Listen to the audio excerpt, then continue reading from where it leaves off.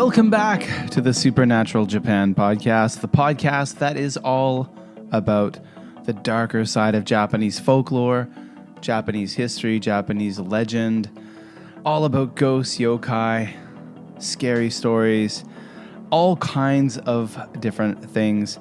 The supernatural, the paranormal. My name is Kevin O'Shea. I am a Canadian who is a fan of all things paranormal and supernatural, especially when they're about Japan. It's been a long time, folks. Welcome back to the podcast. The last time I was here chatting with you, I told you all about the Kappa, the legendary Japanese yokai, one of the best known yokai, the Kappa. And now we're back with a Japanese urban legend. And this is one that has been requested by many listeners. So here we are.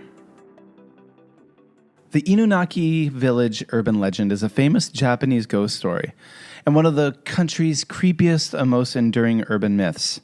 It revolves around the supposedly cursed, isolated village that is said to be hidden deep within the mountains of Japan in the Fukuoka area. The legend is filled with eerie details, and its mystery has intrigued many over the years.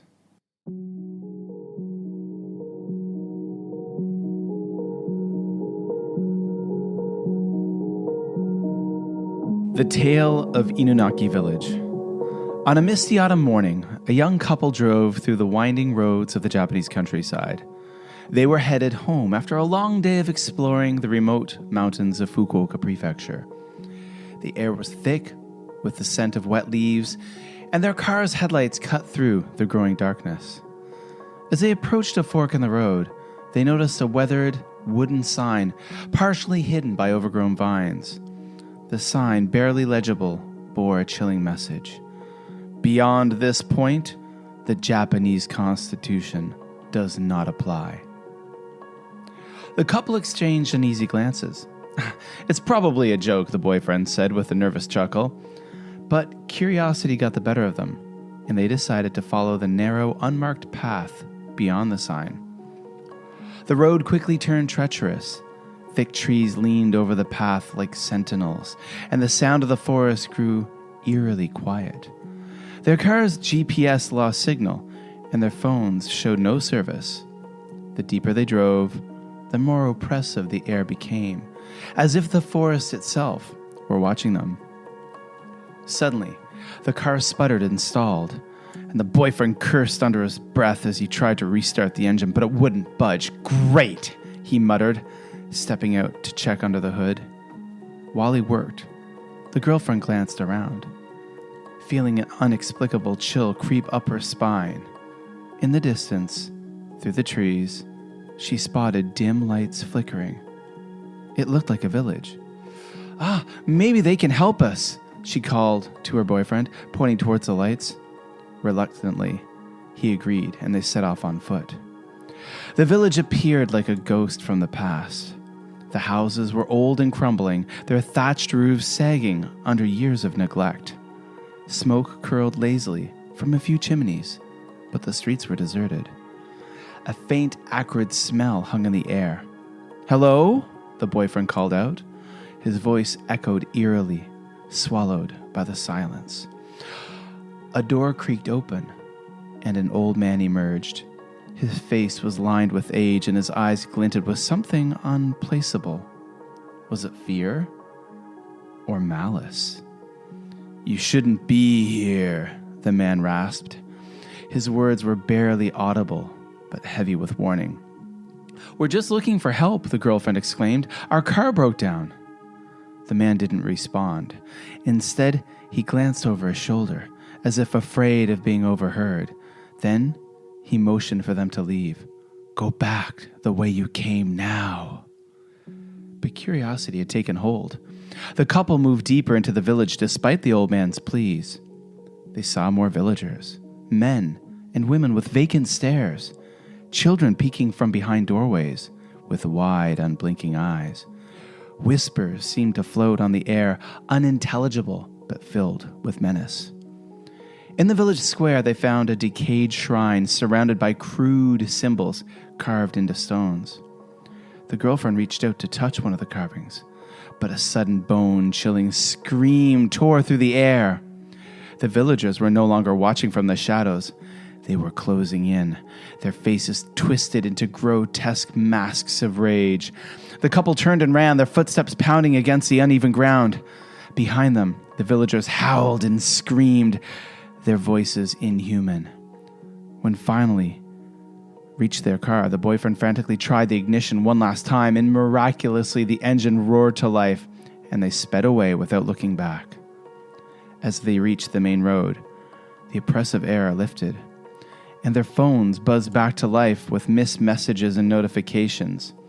They never spoke of what they saw in that cursed village, but the memories haunted both of them. Years later, when recounting the story to friends, they tried to find evidence of the village's existence.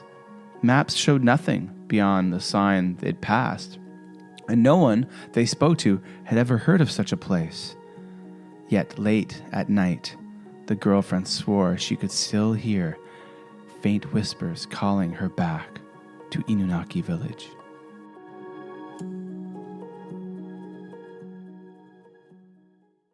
Now that was the legend of the Inunaki Village. Now, according to the legend, the Inunaki Village is cut off from the outside world and hidden within a forested mountain region. And there is an old sign that is marked with a decrepit and ominous sign that reads, "The Japanese Constitution does not apply here." Now, apparently, there's dark secrets of the Inunaki Village. It is said that the villagers live by their own barbaric laws, rejecting modern society entirely. It's believed that horrifying acts of incest, murder, and cannibalism are commonplace within the village. And stories describe the villagers as hostile and dangerous, attacking and even killing anyone who ventures into their territory. Now, research says that there have been many encounters with Inunaki over the years. Some who claim to have found the village tell of ghostly encounters, strange sounds, and an oppressive atmosphere. And people have reported mysterious deaths and disappearances linked to the area. And vehicles attempting to reach the area are said to mysteriously malfunction or be abandoned. Now, this is an urban legend, so the origins of the curse and the legend is unclear, but some versions of the legend suggest that there was a mass killing or some kind of horrific crime in the village's past, which led to its spiritual downfall. But in reality, there is an actual place called Inunaki Pass in Fukuoka Prefecture, which has a reputation for being haunted. And apparently, a horrific murder did occur there in 1988, which further fueled the legend, and this legend is a relatively new one. There are also ruins of an old Inunaki village nearby, but this is apparently unrelated to the mythical village described in the legend. Now, in pop culture, this legend has inspired movies, books, and games, especially, most recently, the Japanese horror film called Howling Village. That's the English name, Howling Village, or the Inunaki Mura, which, was a movie that came out in 2021. I haven't watched it yet, but I have watched the trailer on YouTube, and it's a pretty frightening thing. So after you've listened to this episode of the podcast, go to YouTube, do a type for Howling Village or Inunaki Mura, and you can find the trailers. I think I'll try to watch some of the movie if I can. Find it. It is a Japanese language movie, but of course subtitles will help. It will be fun to watch. And of course, lots of urban explorers and thrill seekers. I guess they would be maybe what is the term? I'm having a complete trouble thinking of the term. What are they called? Road trippers? The people who do road tripping to find these kind of spooky places. Road trippers. That's not the term I'm looking for. I'm sure when I finish recording, someone can leave a comment to me somewhere about that. But urban explorers and thrill seekers have tried to locate the cursed village. But most reports end in either failure or terrifying, inexplicable circumstances. So, of course, there's lots of themes and interpretations when it comes to urban legends. Urban legends are usually stories where there is really no hard research or factual kind of knowledge. It's always, I once knew a guy who said that he knew someone whose brother did this or heard this.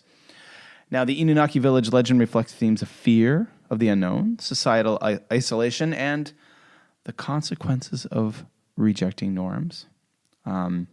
Its creepy atmosphere combined with a hint of plausibility makes it one of Japan's most popular urban legends.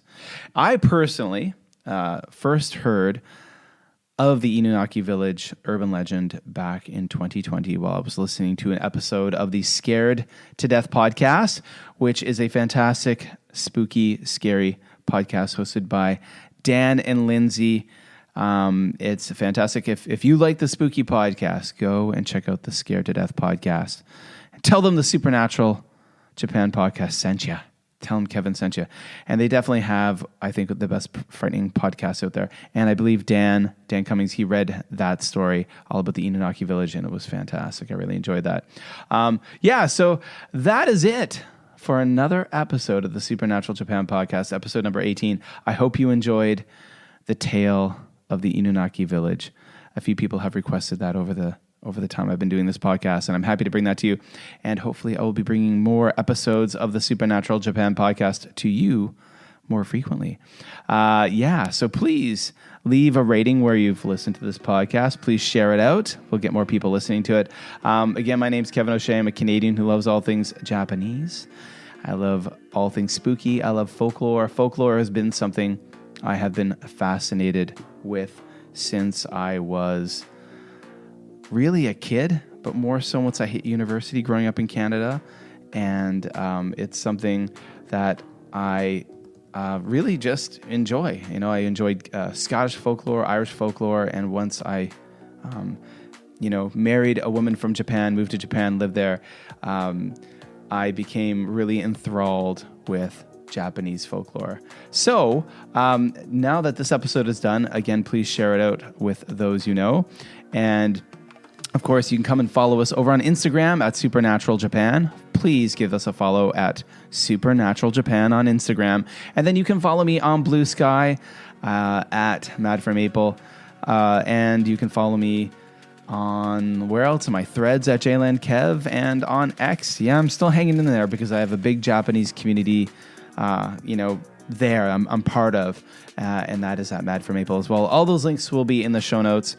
And if you go over to the Instagram over at Supernatural Japan, you will see some photos from this episode, some pictures of the Inunaki Village lore, and some other things as well. I'm playing around with AI to make new logos and artworks for the podcast, playing around with the Chat GPT, Google Gemini, and all those wonderful tools.